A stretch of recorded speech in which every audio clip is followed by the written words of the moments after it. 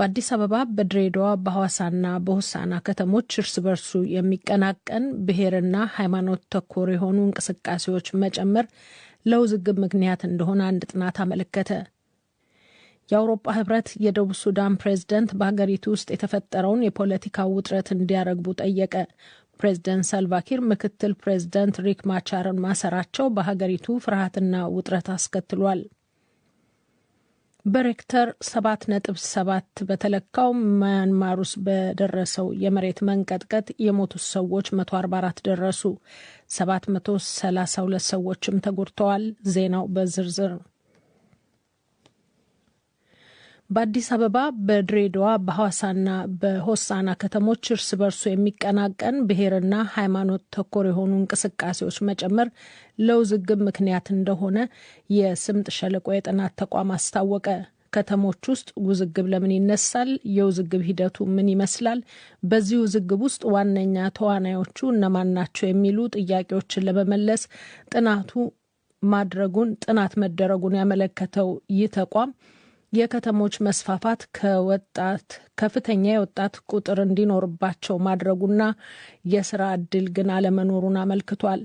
የተቋሙ የኢትዮጵያ ጽሕፈት ቤት ኃላፊ ዶክተር ሰሚር ዩሱፍ በተጠቀሱት ከተሞች የሚታዩ ያላቸውን ሲያስረዱ እነዚህ ከተሞች ውስጥ እርስ በርሶ የሚቀናቀን ማንነት ላይ ያተኮረ እንቅስቃሴዎችም በጣም እየተስተዋሉ ሄደዋል።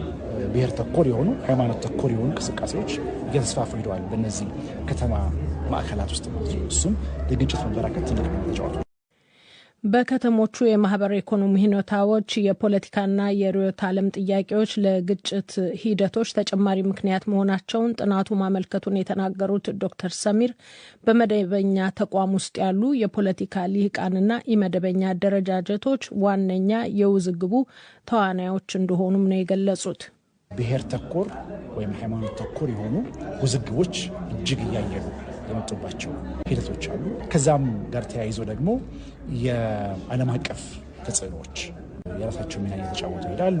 ከዛ መንግስት ከህግ ማስከበር ጋር ተያይዞ ያሉ የአቅም ጉዳዮች ለግጭት መበራከቶች በርካታ ሚና ተጫውተዋል።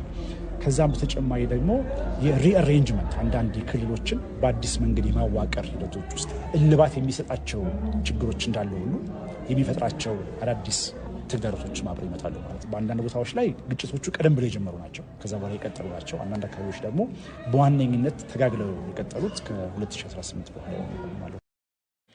የውክልናና የአካታችነት ጥያቄዎች የሚነሱባቸውን ተቋማትን፣ መሬትን ጨምሮ ኢኮኖሚያዊ ሀብቶችን፣ ትርክቶችን እንዲሁም የሰዎችን እንቅስቃሴዎች ለሰላማዊ ሽግግር በሚረዳ መልኩ ማስተዳደር ያስፈልጋል የሚለው ለፖሊሲ ግብዓትነት በጥናቶቹ የተጠቆሙ ምክረ ሀሳቦች መሆናቸውን መግለጻቸውን ከአዲስ አበባ ሰለሞን ሙጬ በላከው ዜና ጠቅሷል። በተባበሩ መንግስታት ድርጅት የዓለም የምግብ መርሃ ግብር በያዝነው ጎርጎሮሳዊ ዓመት የፋይናንስ ድጋፍ በመቀነሱ ታይቶ የማይታወቅ ቀውስ ሊያጋጥም እንደሚችል አስጠነቀቀ። ይህም የምግብ እርዳታ የሚጠብቅ የ58 ሚሊዮን ሕዝብን ሕይወት ለአደጋ እንደሚያጋልጥ ነው የገለጸው።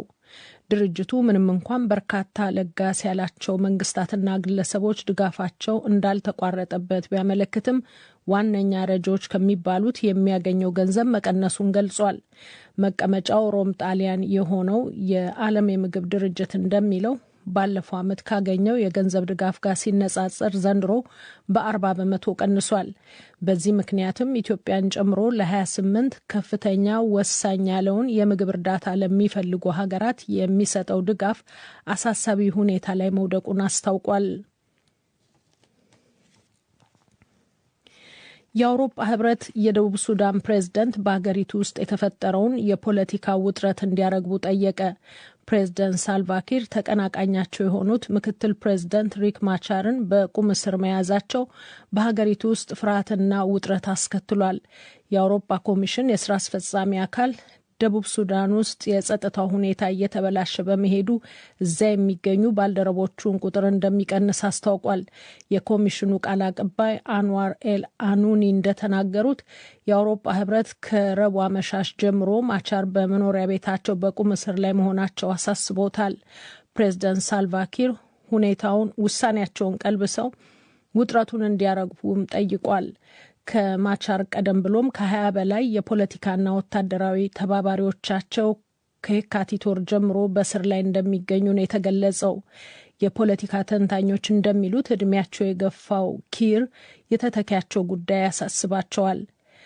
የምትከታተሉት የዶይቼ ቬለ ዲደብሊውን ዜና ነው። በዛሬው ዕለት ሚያንማር ውስጥ በደረሰው የመሬት መንቀጥቀጥ የሞቱት ሰዎች ከ144 ደረሱ። 732 ሰዎችም ተጎድተዋል። በሀገሪቱ አቆጣጠር እኩለ ሌሊት ገደማ የደረሰው የመሬት መንቀጥቀጥ በሬክተር መለኪያ 7.7 የሚደርስ ኃይለኛ መሆኑ ተገልጿል። የመሬት መንቀጥቀጡ ህንፃዎችና ድልድዮችን ያፈራረሰ ሲሆን ከ80 በላይ የግንባታ ሰራተኞች በስራ ላይ እንዳሉ መውጫ እንዳጡም አዣንስ ፍራንስ ፕሬስ ዘግቧል። የመሬት መንቀጥቀጡ ታይዋንን የሚያናጋ መሆኑ ነው የተገለጸው። የሀገሪቱ ጠቅላይ ሚኒስትር ፔቶንታር ሺናዋትራ ሁኔታውን ለጋዜጠኞች እንዲገልጸዋል። የርዕደ መሬቱ ማዕከል ማንዳላይ ማንያምር ነው።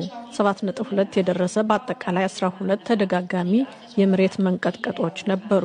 እነዚህ መንቀጥቀጦች በሰሜናዊ ታይላንድና ባንኮክ ውስጥ ሰዎች ላይ ተጽዕኖ ማሳደር ቀጥለዋል። የደረሰውን ጉዳት አስመልክቶ በሰጡት መግለጫም የባንኮክ ህንፃዎች እንዲህ ያሉ የተፈጥሮ አደጋዎችን ለመቋቋም እንዲችሉ ታስቦ በመገንባታቸው እስካሁን ሁሉም ሰላም መሆናቸውን አመልክተዋል። እንዲያም ሆኖ በዚህ መልኩ ያልተገነቡ ጉዳት እንደደረሰባቸው ነው የተናገሩት። ሩዋንዳ ከቤልጂክ መንግስት ጋር ያላትን ማንኛውንም ትብብር ማቋረጧን አስታወቀች።